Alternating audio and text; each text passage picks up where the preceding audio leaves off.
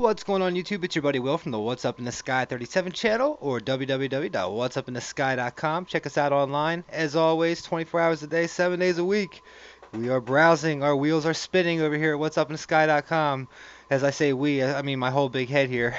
But anyway, I thought this was interesting. I've been doing a lot of news for you guys lately, finding some articles and just coming in here, reading a little bit of them, giving my, my intake on them.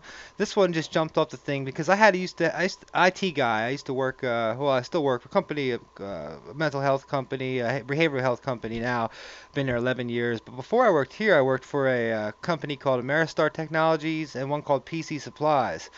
Basically, like, you work for First USA Bank, you call us up, we staff your third floor with IT people, we roll your computers out, we fix your stuff, we make sure your software gets installed, we work with your IT guys, stuff like we're basically the IT department for people, and we did break desk work. So I had a year. One time I got contract work, so it was a year at WL Gore, one of the nicest, awesomest country in a country, United States. If you can work at WL Gore, it is awesome. Well, I got a job there, as the contractor, and this kid was working. And when I say a kid, he looked younger than me, and I looked really young. And at the time, I definitely didn't look like I should be working on networks or computers at a major firm that has DoD contracts for NASA, to make the space suits and stuff like that. We're talking at WL Gore.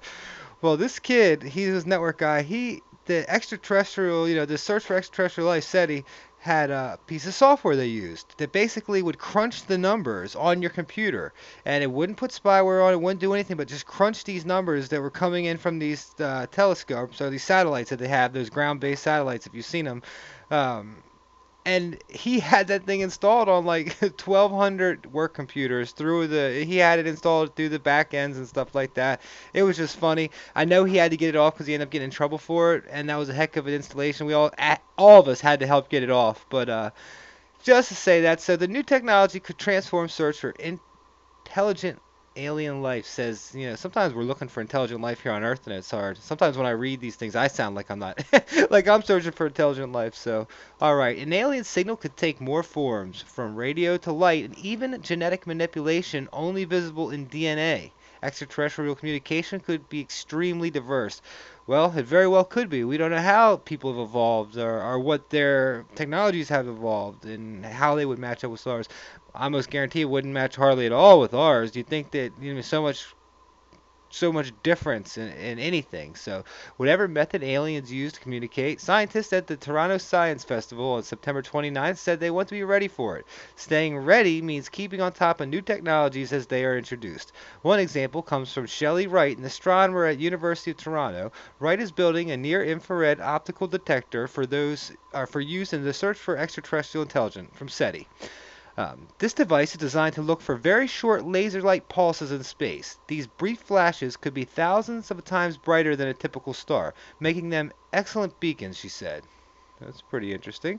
I'll have to check that article out later. Right there, 13 ways. All right, goodoldSpace.com. I love this website. They do really good articles, and there's a lot of good feedback in the comments. There's a lot of good banter that goes back and forth too.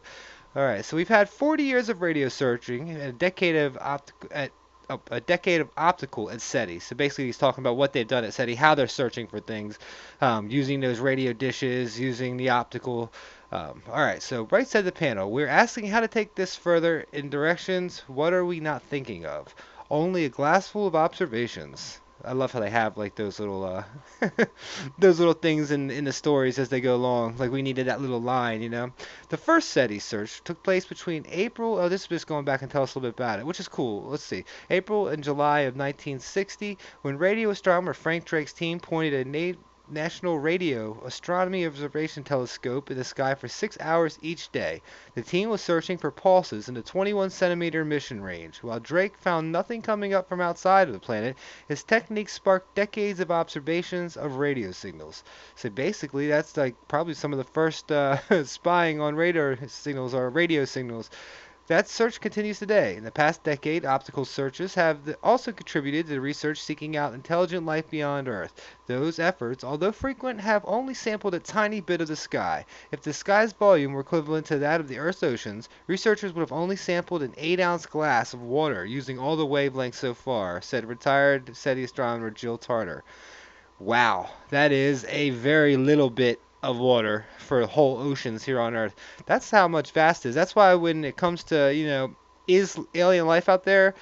How does it exist? That's where, what, not where, if. I mean, it exists. It has to. If life is the norm here, to me in my head, it's going to have to exist as the world populates, as the universe populates itself and evolves similar to our planet. I imagine that, and we're just part of it. Oh, I could imagine life and how deep it goes. It's got to be just too amazing that we can barely even understand with our little pea brains. Um, and even if you're an atheist or you don't believe even if don't go into that much, just here alone, just everything's so perfect, and you have to see this selection had to have happened somewhere else as well. Especially if there's so many of these places out there, all these little spheres of evolution and spheres of all these atoms and molecules and periodic tables, and they're just all getting mixed up and I don't know. It's got to be amazing little things, jars of life, basically throughout, the universe. So, anyway, back to this real quick, and let me get back to it. It's my basically Friday night for me. It's my Saturday night. I get long weekends right now. We've got Fridays off. So, all right. Did I get to this one? But the good thing is that technology is not increasing linearly. Linearly. It's increasing exponentially with the exponential curve. The good stuff comes at the end. That last doubling is doing much of everything else you've done. That's not discouraging, it's exciting.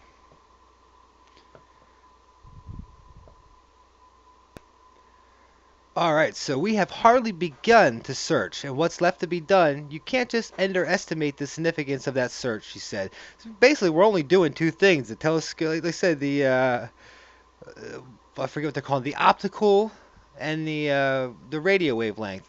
All right, this is communicating across large distances, and astronomers' biggest discoveries are now coming from the forms of planets, Wright said. While astronomers are still on the hunt for a second Earth, she said, the range of planets coming to light indicates a microbial life is more and more likely in other areas. Intelligent extraterrestrial life, however, is another search entirely. Well, of course they're going to say that. They're always going to say that. We'll find microbial life. I'm pretty sure anywhere we show up. I can't, let's just get the technology worked on now to get us out of here. Let's go looking through space. Well, as that progresses, we'll be pointing out targets. I think finding targets is surely not going to be an issue. We're already finding all these things now. And if you watch, there was a thing on search for exoplanets the other day. I think Coast to Coast had somebody on the other night. It was great. So I mean, we're really making leaps and strides in this area. So the development in this astronomy, where we may be able to look at the faraway planet and say that it looks alive, well, it's come a challenge, says. Well, with it will come a challenge, says New York University anthropologist Catherine Deating, who participated in the panel by phone. We won't be able to send direct instrumentation to go there and look to see if that particular life forms are there. We'll just be able to look at the planet and say, it looks alive. Some astronomers are also asking what kind of message Earth itself can send into space. The Voyager 1 and 2 golden records were an example, but Tarter said they only portrayed the positive side of Earth. No warfare, no hunger, no disease. Yeah, we're just sending out this beautiful pristine gold record out into the world, not talking about how horrible some things can be on this planet and how it's just so bad and we're all so desensitized to it that it just happens and goes on and we all sit in our bubbles and just let it happen and don't know who to make it stop, don't know where to go to, don't know, we don't know how to even move the levers of politics or anything anymore because they've taken it out of our hands. This is all we have. We can talk to each other through this. We've got the internet and that's pretty much left. When's the last time you wrote a letter to somebody? I mean, picked up a pen and sent some snail mail. I mean, it's been a while, especially now that you can reach 500 people with just typing up a couple things and shooting it out on Facebook. So to try again, Tarter cited a new campaign to allocate computer space on Pluto-bound New Horizons spacecraft. The initiative, if it is successful, would see a message from humanity, crowdsourced from the masses, and then placed into a storage device on the New Horizons hard drive as a message in a bottle type deal for any aliens that come across it. So I guess these aliens are going to have their USB stick, pop it out and stick it into something else. It's another opportunity to talk amongst ourselves across the planets about who we are and what our future will be and what we'll build together. And I think that's what's neat about this. This is why I'm really taking into enjoying this YouTube stuff because I'm not you see, I'll put myself out there, obviously. I don't care. I've got my name, email address. People call me. I've been stalked on here before. People telling me that I've been jerks, or it's amazing how people have just called me in the middle of the night, has random stuff to say. I put myself out there because this is awesome. The knowledge I'm getting from you guys about stuff, just talking about it, and stuff like this, opening up the dialogue with the general public. Before, it's just us talking about it, you know how they say about those old politicians in the smoke-filled rooms. It's like we used to talk about it with our, whispers, oh, extraterrestrials, stuff like that. And we don't know the whole phenomenon. There's so much to it. That's what I enjoy. There's a lot of infighting sometimes about it. If it's a jinn, a demon, a UFO, or where they come from or what it is. There's all that fighting where people have different theories, but altogether, I think the mindset is let's get to the bottom of this. Let's love one each other, especially in this group. Much love. Take it easy. What's up in the sky 37? Thank you for hanging in there. Take it easy.